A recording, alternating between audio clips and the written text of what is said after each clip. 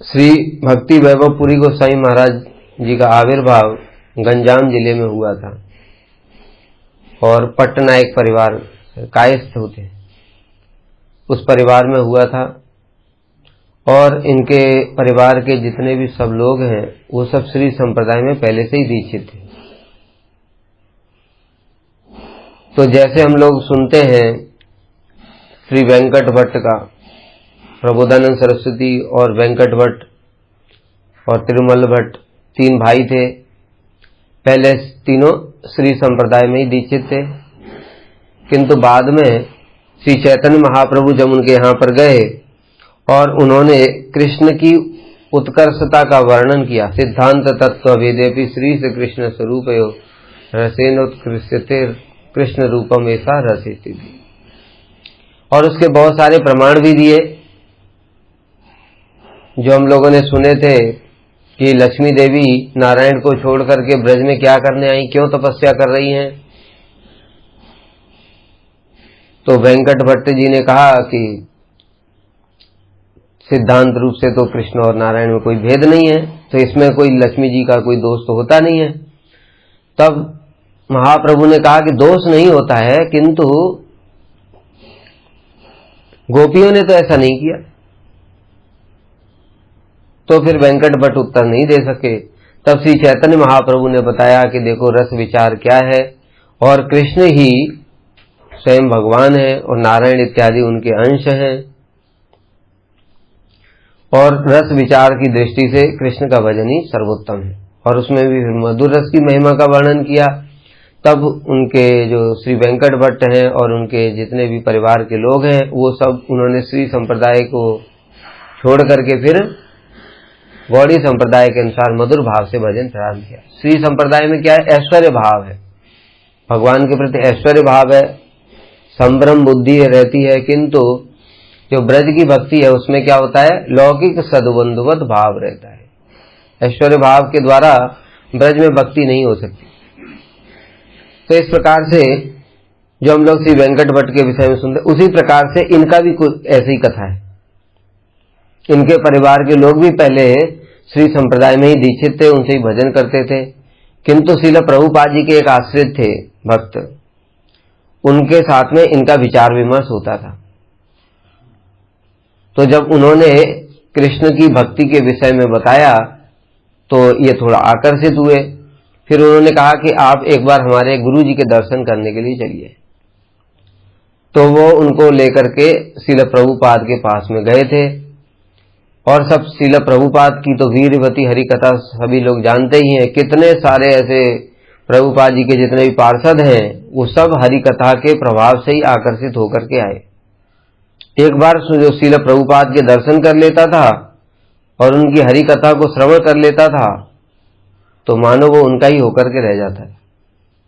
इतनी हरि कथा में उनकी इतना बल था। कहते सतांग प्रसंगान मम वीर संवेदो भवंत रित कर्ण रसायना कथा तज्जोषणात आसु अपवर्ग वर्तमनि श्रद्धा रति भक्तिर अनुक्रमिष्यति। इतना बल था उनकी सतांग प्रसंग वीर संवेदो, अत्यंत वीरवती हरि कथा। श्रील प्रभुपाद की साक्षात हरि कथा के मूर्तिमान स्वरूप हैं, वो साक्षात शुद्धा सरस्वती के स्वरूप हैं। इसलिए कोई भी जीव क्यों नहीं आकर्षित हो जाएगा, इसमें कोई भी और भी कोई बड़ी बात नहीं है। ऐसा उनकी महिमा जितनी है उसके अनुसार तो ये कोई बड़ी चीज नहीं है। तो इसलिए वो अत्यंत प्रभावित हुए और फिर बाद में धीरे धीरे श्रील प्रभुपाद के पास आने जाने लगे, और फिर बाद में श्रील प्रभुपाद का ही चरणाश्रय ग्रहण कर लिया। श्री संप्रदाय में यद्यपि वो दीक्षित थे पहले से, किंतु फिर भी पुनः उन्होंने श्रील प्रभुपाद से दीक्षा ग्रहण की। इस प्रकार से किंतु अभी जो श्रील प्रभुपाद से जो दीक्षा इत्यादि ग्रहण की वो अंतिम समय में ही है लगभग, मतलब काफी बहुत ज्यादा पहले नहीं हुआ था, तो इसलिए ज्यादा प्रभुपाद जी के संग में रहे नहीं, ज्यादा संग नहीं हुआ। बाद में श्रील भक्ति विलास तीर्थ महाराज जी के साथ में रहे अधिकतर समय, तो उनके द्वारा ही इनको अनेक सारे सेवा कार्य सौंपे गए थे। उसमें एक विशेष सेवा कार्य है जो वर्णन मिलता है कि श्रील भक्ति विलास तीर्थ गोस्वामी महाराज जी ने उनको मालदा में महाप्रभु का पादपीठ स्थान स्थापित करने के लिए भेजा। हाँ, श्री भक्ति वैभवपुरी गोसाई महाराज जी को वहां पर भेजा था, तो वो भी सोचने लगे कि अभी उस स्थान में तो हमको कोई परिचय नहीं है, कभी वहां पर गए भी नहीं है, तो फिर वहां पर कैसे जाकर के पादपीठ स्थान करेंगे, कैसे संग्रह करेंगे, क्या होगा पता नहीं। तो इस प्रकार से चिंतामग्न होकर के सो गए। रात में स्वप्न में उनको दर्शन हुआ कि दो बालक आए स्वप्न में ही, और दो बालक आए और उनका हाथ पकड़ करके एक पेड़ के नीचे ले गए और कहते हैं तुम हमारा यहाँ पर पादपीठ स्थापित करो। तो उनके साथ में एक और भक्त थे, श्रील प्रभुपाद जी के आश्रित शिष्य। तब श्रील भक्ति वैभवपुरी गोसाई महाराज जी ने उनको बताया कि आज मैंने ऐसा स्वप्न देखा है। तो उन्होंने कहा कि आप जो चिंता कर रहे थे वो आपकी निराधार है, चिंता करने की कोई जरूरत ही नहीं है, क्योंकि वो जो दोनों थे वो एक तो नित्यानंद प्रभु थे, एक महाप्रभु थे। उन्होंने स्वयं ही आपको ये आदेश भी दे दिया है कि आप जाकर के वहां पर पादपीठ स्थान की जब स्थापित करो, तो फिर अन्य और की चिंता की क्या बात है, जब भगवान स्वयं ही कह रहे हैं। जैसे हम लोग सुनते हैं ना कि यहाँ पर जगन्नाथपुरी में जो राजा थे पुरुषोत्तम देव, विद्यानगर के राजा के साथ में युद्ध करने के लिए गए, हार गए। आकर के जगन्नाथ जी से शिकायत किया कि प्रभु आपने तो मेरी सहायता ही नहीं की, आपके लिए तो युद्ध करने गया था। तो जगन्नाथ जी क्या बोले, हमको तो बताकर ही नहीं गए, परमिशन लिया नहीं, हम क्या करें, तो परमिशन लेकर के जाओ। तो कहने का तात्पर्य क्या, फिर दोबारा राजा ने जब युद्ध किया तो जगन्नाथ जी की परमिशन, अब जगन्नाथ जी ने स्वयं ही बोला हमारी परमिशन लेकर के जाओ, तो फिर कौन रोक सकता है। इसलिए दोबारा युद्ध करने के लिए गए और जगन्नाथ बलदेव स्वयं आगे ही घोड़े पर बैठ करके चले गए और वहां से उनका विजय हुआ। तो क्यों, क्योंकि ठाकुर जी ने स्वयं ही तो पहले ही बोल दिया। इसी प्रकार से यहाँ भी ठाकुर जी की इच्छा है, उन्होंने स्वयं ही स्वप्न आदेश दिया है, इसलिए उन्होंने क्या किया, वहां पर गए गांव में, और गांव में जाकर के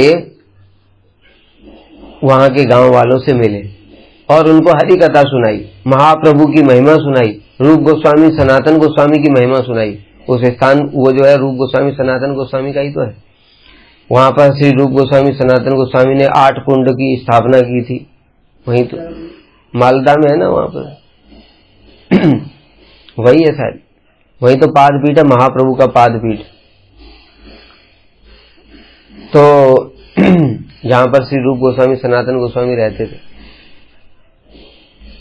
तो वहां पर जाकर के गांव वालों को हरि कथा सुनाई और उसके बाद में अपने बताया कि हम यहाँ पर क्या करने के लिए आए हैं, एक महाप्रभु का पादपीठ स्थापित करना चाहते। महाप्रभु की जब महिमा उनको सुनाई तो वो सब गांव वाले बड़े प्रभावित हुए। रूप गोस्वामी सनातन गोस्वामी की इतनी महिमा बताई तो उससे गांव वाले बड़े प्रभावित हुए। यद्यपि देखो वो स्थान क्या है कि उस स्थान में जैसे रूप गोस्वामी सनातन गोस्वामी रहे, लेकिन जरूरी नहीं है कि वो गांव वालों को ही उसकी महिमा पता हो। धीरे धीरे कालक्रम से क्या होता है, लुप्त हो जाता है। उदाहरण देता हूं, ब्रज में गिरिराज जी में मुनिया पूर्णिमा के दिन मेला लगता है, वो अंतरराज्यीय मेला है। उसमें 45-50 लाख लोग आते, लगभग 50 लाख लोग आना कितनी बड़ी बात है। इतनी भीड़ होती है, वहां पैर रखने की भी जगह नहीं मिलती है, इतने लोग आते हैं। पूरा राजस्थान से, पूरा यूपी से और जितने आसपास हमारे भक्त लोग तो सब जाते ही हैं, इतनी भीड़ होती है। लेकिन अभी जो परिक्रमा लगा रहे हैं उनसे पूछा जाए कि ये मेला क्यों लग रहा है, इसका कारण क्या है, तुम लोग क्यों परिक्रमा करने के लिए आते, किसी को पता नहीं।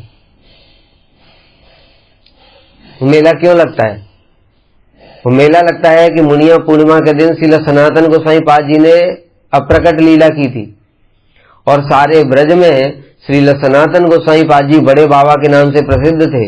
सारे ब्रज के वासी उनको इतना प्रेम करते थे, बिल्कुल लौकिक सदबंधुवत भाव, जैसा हम लोग गुरुदेव का श्रवण करते ना वैसा, बिल्कुल मथुरा में सुनते ना, बिल्कुल गुरुदेव का लौकिक सदबंधुवत भाव, बेटी बेटा ऐसे कर करके बात करते थे। इसी प्रकार से सनातन गोसाई पाद जी घर घर में भिक्षा करने जाते थे, तो वहां पर भी तुम्हारा बेटा कैसा है, बेटी कैसी है, ऐसे करके पूरा लौकिक सद्बंधवत भाव से प्रेम करते थे।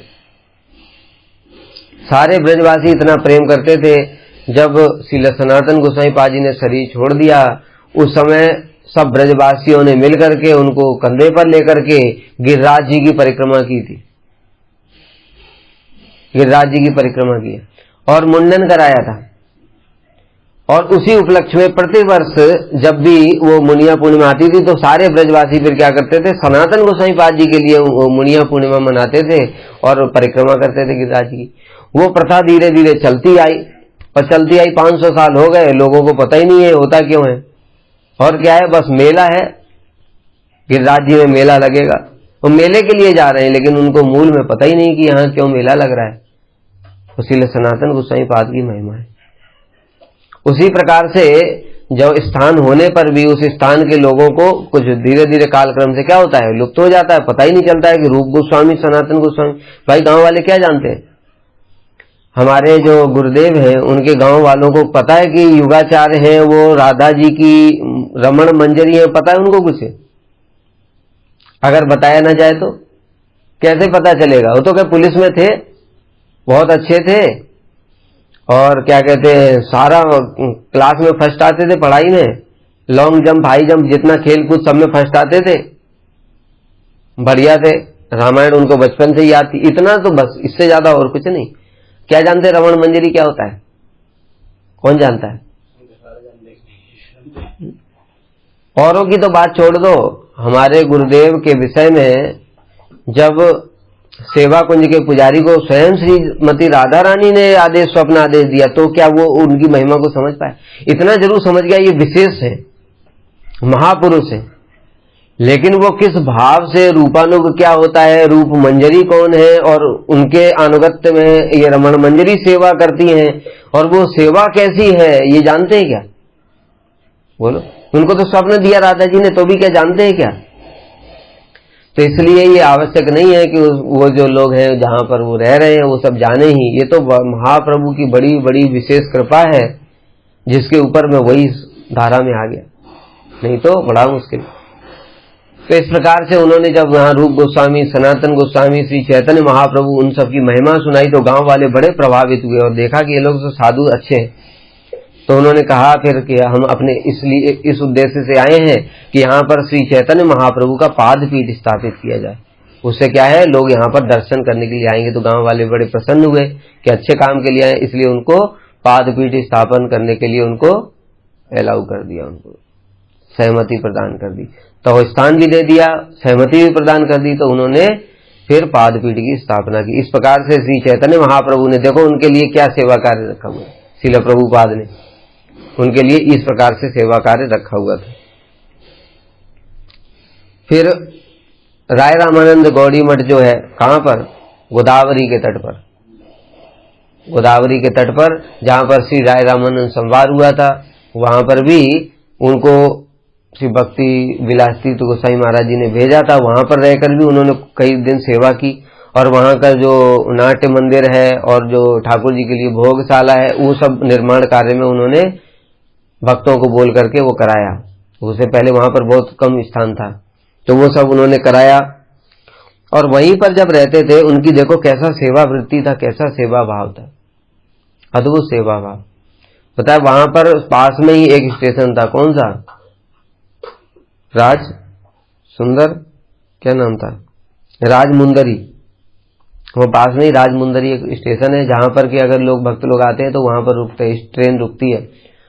तो कभी भी उनको पता चलता कि कोई भक्त आ रहे हैं, कहां, उनके वहां पर नहीं, कहीं और दूसरी जगह जा रहे हैं, लेकिन उनकी ट्रेन रुकेगी राजमुंदरी स्टेशन पर, तो क्या करते थे, खुद भक्तों के लिए प्रसाद बना करके स्टेशन पहुंचा करके आते थे।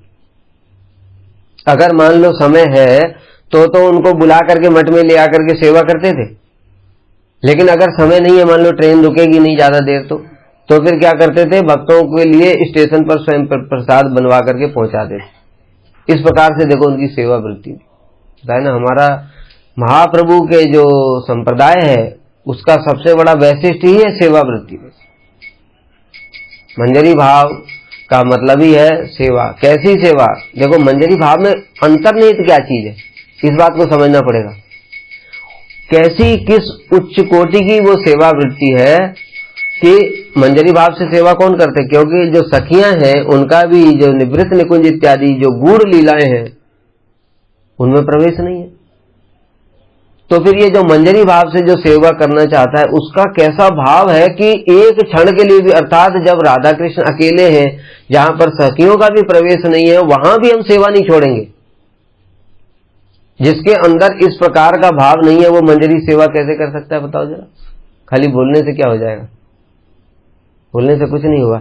इसलिए हमको साधन अवस्था से ही, जैसे श्रील गुरुदेव कहते थे, मैं साधन अवस्था से ही विशेष रूप से इस विषय में सावधान था। लक्ष्य निर्धारित करने के लिए क्यों बोला जाता है बार बार? हम लोग कह देते हैं हम रूपानुग रूपानुग। रूपानुग है क्या मतलब? इसको तो समझना पड़ेगा किस प्रकार की सेवा वृत्ति होनी चाहिए, भाव कैसा होना चाहिए कि राधा कृष्ण की एक क्षण के लिए भी सेवा को हम छोड़ नहीं सकते, तब जाकर के उस भाव में हमारा प्रवेश हो सकता है। तो हमारे जितने भी आचार्य हैं, जो श्रील प्रभुपाद विशेष रूप से, क्योंकि हम लोग ने जो गोस्वामी इत्यादि है उनकी तो सेवा इत्यादि देखी नहीं, लेकिन श्रील प्रभुपाद ने स्वयं आचरण करके और अपने शिष्यों प्रशिष्यों के माध्यम से जो आचरण करके दिखाया है उससे हमको पता चलता है। देखो अभी आगे नरहरि सेवा विग्रह नाम ही उनका क्या है? नाम ही सेवा विग्रह, अर्थात सेवा जो है राधा कृष्ण की जो सेवा है उसने ही एक साक्षात, वहां तो सब क्या होता है? चिन्मय होता है ना, तो सेवा ने ही साक्षात मूर्तिमान स्वरूप धारण कर लिया, वही नरहरि सेवा विग्रह प्रभु। क्योंकि प्रभुपाद ने टाइटल दिया है तो कोई साधारण नहीं है। तो इस प्रकार की सेवा वृत्ति जब होगी हमारी, तभी हम उन सब बातों में प्रवेश कर पाएंगे। रूपानुग क्या है वो हमको समझ में आएगा।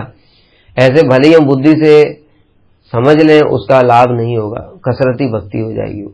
किस प्रकार की सेवा वृत्ति है हम सुनते हैं। देखो श्रील भक्ति दत्त माधव गोसाई महाराज जी का क्या अद्भुत सेवा वृत्ति उनकी, देखो कैसे सेवा करते थे। उनको तो श्रील प्रभुपाद ने तो टाइटल ही दे दी वॉल्केनिक एनर्जी, अर्थात ज्वालामुखी ऊर्जा। कितनी ऊर्जा है उनके अंदर की, इतना सेवा दिया उनको, फिर से दूसरा सेवा दिया, फिर चल दिए बिना रेस्ट किए हुए, इसलिए तो वॉल्केनिक एनर्जी। और वो स्वयं ये बात कहते थे कि जब श्रील प्रभुपाद मुझे कोई सेवा प्रदान करते हैं, मुझे सबसे ज्यादा प्रसन्नता कब होती है? जब श्रील प्रभुपाद कोई सेवा प्रदान करते हैं और जब मैं वो करके आता हूं और श्रील प्रभुपाद बिना पूछे ही कि ये किया कि नहीं किया वो मुझे दूसरी सेवा दे देते हैं, तो मुझे सबसे ज्यादा आनंद होता है। और हम होते तो क्या होता? सबसे ज्यादा दुख होता हमको। ये लोग पूछा भी नहीं मैं कैसा हूं, क्या करके आया हूं, थक गया हूं, क्या क्या परेशानियां आई मुझे, हाँ क्या क्या परेशानियां आई। देखो जिसकी वृत्ति है उसका भाव कैसा है और हमारी वृत्ति का उसका क्या भाव है। उनका ऐसा, उनको प्रसन्नता क्यों होती है? क्योंकि गुरु को मेरे ऊपर कैसा विश्वास है। ये गुरु का जो विश्वास है यही तो सर्वोत्तम क्या है? संपत्ति है। गुरु विश्वास करते हैं तो तुम्हारे फिर भगवान की प्राप्ति के लिए क्या बचा? गुरु यस्य भवेत् तुष्टा तस्य तुष्टो हरि से। अरे गुरु संतुष्ट होकर के उनको इतना विश्वास है तुम्हारे ऊपर, मतलब 100%, इसको मैंने सेवा दिया है तो ये खाली लौटेगा ही नहीं। इसलिए तो दूसरी पूछा ही नहीं पुरानी सेवा के लिए कि ये हुआ नहीं हुआ, क्या हुआ, कुछ पूछा नहीं, दूसरी सेवा दी। यानी कि पूर्ण विश्वास है गुरु को। और जब गुरु पूर्ण विश्वास है मतलब क्या? गुरु संतुष्ट है, और संतुष्ट है तो फिर क्या बचा? अब हरि की चिंता करने की जरूरत नहीं, हरि के बारे में तो सोचना ही नहीं है, बस गुरु की संतुष्टि ही भक्ति है और हरि मिल गए। जैसे हमारे परम गुरुदेव, वो भी इसी प्रकार से सेवाओं में इतना ज्यादा आविष्ट रहते थे कि उनको अपने नहाने धोने का भी टाइम ही नहीं है। कैसी कैसी सेवाएं करके दिखाई। नरहरि सेवा विग्रह प्रभु का भी हम लोग सुनेंगे कि किस प्रकार से सेवा करते थे, मतलब सारी सेवाएं उनकी हैं। सेवा विग्रह का मतलब क्या है? सुबेरे उठना है, ठाकुर जी के लिए जो भी बनाना है वो सब देखना है, मार्केटिंग करके लाना है, उसमें जो भी है अन्न दाल चावल जो कुछ भी है, उस समय बड़ा धन का अभाव होता था, कैसे मैनेज करना है वो उनको देखना है। उसके बाद में रसोई बनाना है, प्रसाद की व्यवस्था करनी है, बर्तन इत्यादि सफाई करने, वो सब भी उनको देखना है, मठ का सारा मैनेजमेंट। सारे ब्रह्मचारियों के स्वास्थ्य का ख्याल रखना है। ब्रह्मचारियों के लिए बताया गौड़ी मठ की माँ कहा गया उनको। माँ कैसे अपने बच्चे का सुबेरे जब बच्चा जगता है तब से लेकर के और जब तक रात में बच्चा सोता है, प्रत्येक क्रिया, बच्चे को उठाना, सुलाना, नहलाना, कपड़े पहनाना, खाना खिलाना, सब कुछ माँ करती। उसी प्रकार से श्री नरहरि सेवा विग्रह प्रभु, सारी की सारी सेवा उनकी, इसलिए उनको श्रील प्रभुपाद ने टाइटल ही दिया सेवा विग्रह।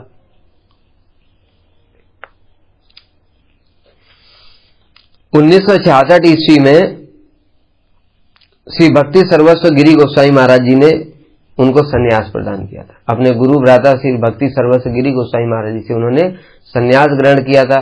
और जब यहाँ पर रहते थे चैतन्य मठ में, मूल मठ में, उस समय एक और विशेष बात है कि श्रील भक्ति प्रदीप तीर्थ गोस्वामी महाराज जी के अंडर में भागवत क्लास होती थी।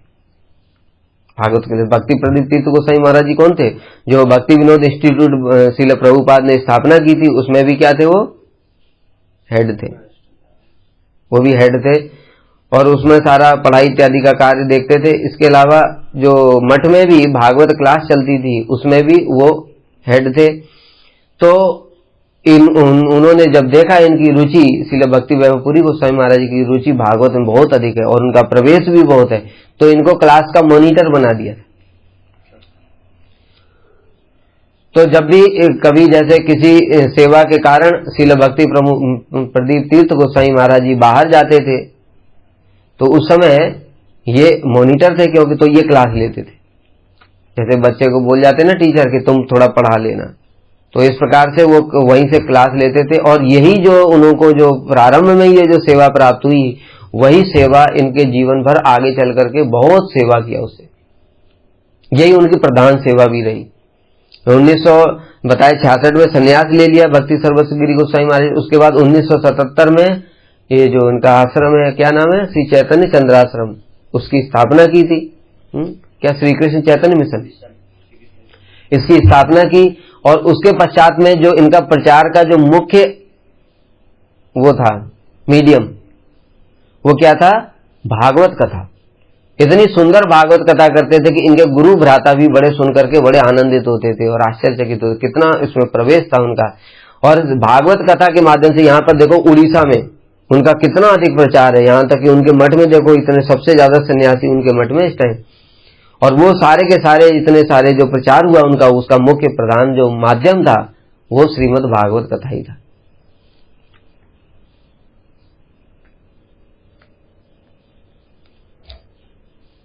इसके अतिरिक्त तो हमको और कुछ इनके विषय में पता नहीं है। एक बात और बता देते हैं, बहुत बहुत विशेष शिक्षा है। किस प्रकार से जो अब सिद्धांत हैं उनका प्रचार करते समय, यद्यपि श्रील प्रभुपाद जी के समस्त शिष्यों का ही ये वैशिष्ट रहा है कि उन्होंने अब सिद्धांतों का विशेष रूप से खंडन किया है, और उसमें भी सबका अलग अलग वैशिष्ट है कि इन्होंने क्या क्या स्थापना की है। जैसे हमारे परम गुरुदेव का विशेष रूप से मायावाद का खंडन। इसी प्रकार से जो कर्मी व्यक्ति हैं, एक समय किसी सभा में थे, धर्म सभा में, बड़ा सुंदर कथा है, ध्यान से सुनना। तो वहां पर किसी व्यक्ति ने बोल दिया, क्योंकि धर्म सभा में सभी लोगों को बुलाया जाता है।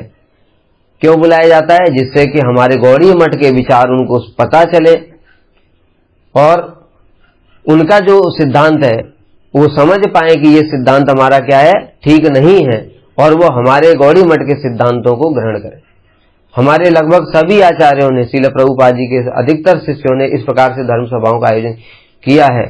क्योंकि श्रील भक्ति विनोद स्वामी महाराज जी वो भी जब विदेश में गए थे, तो वो भी वहां के जो बड़े बड़े जो धर्म गुरु होते थे ईसाइयों के, उन सबको बुला करके उनके साथ शास्त्रार्थ करते थे, उनको परास्त करते थे और उनको किस प्रकार से कृष्णा कॉन्शियसनेस में डाइवर्ट किया उनको, इसमें भी बड़ा उनका विशेष योगदान रहा। हमारे गुरुदेव, उन्होंने कितनी सारी धर्म सभाओं का आयोजन किया और उसमें ब्रज के बड़े बड़े पंडितों को बुलाते थे और लोगों को बुलाते थे, जिससे लोग गौड़ी मठ का वैशिष्ट समझे। परम गुरुदेव का भी यही वैशिष्ट था। इसी प्रकार से एक धर्म सभा में एक व्यक्ति ने बोला कि भाई, खेती में काम करने वाला व्यक्ति यदि एक बार भी हा हरि ऐसे करके बोल दे, तो उसका जो फल है वो नारद जी जो सारे दिन रात 24 घंटे वीणा में हरि कीर्तन करते हैं, उसके फल के समान ही है। कर्मी लोगों का यही सिद्धांत है, क्योंकि वो क्या है, शास्त्र का आश्रय लेते हैं। किस कारण से? अपने भोग के लिए, शास्त्र की बात को भोग के लिए यूज करते हैं। जैसे बताया कि शास्त्र में जो जो बातें हैं विवाह इत्यादि की, तो लोग क्या करते हैं, उस विवाह की बात को बोल करके और अपनी भोग वृत्ति को आश्रय देते हैं कि देखो शास्त्र में ही तो लिखा है। लेकिन शास्त्र में यह भी तो लिखा है कि केवल संतान उत्पत्ति के लिए स्त्री पत्नी का संग करना चाहिए। नहीं, वो नहीं मतलब है। विवाह हमने क्यों किया? क्योंकि शास्त्र के अनुसार है। सब कुछ हम शास्त्र के अनुसार काम करते हैं, तो वो वाली बातें के ले लेते। इसी प्रकार से इस प्रकार की कुछ कुछ कथाएं पुराणों में मिलती भी हैं। उनका प्रयोजन क्या है? उनका प्रयोजन है कि जो कर्मी व्यक्ति है उनको भी किसी प्रकार से भगवान के भजन में लगाया जाए, क्योंकि वो तो सब समय हरिनाम नहीं कर सकता। महाप्रभु जो स्वयं कृष्ण है, उन्होंने क्या बोला? कीर्तनीय सदा हरि। श्रील प्रभुपाद का वाक्य क्या है? उनका श्री नाम संकीर्तन ही गौड़ी मठ के उपास है।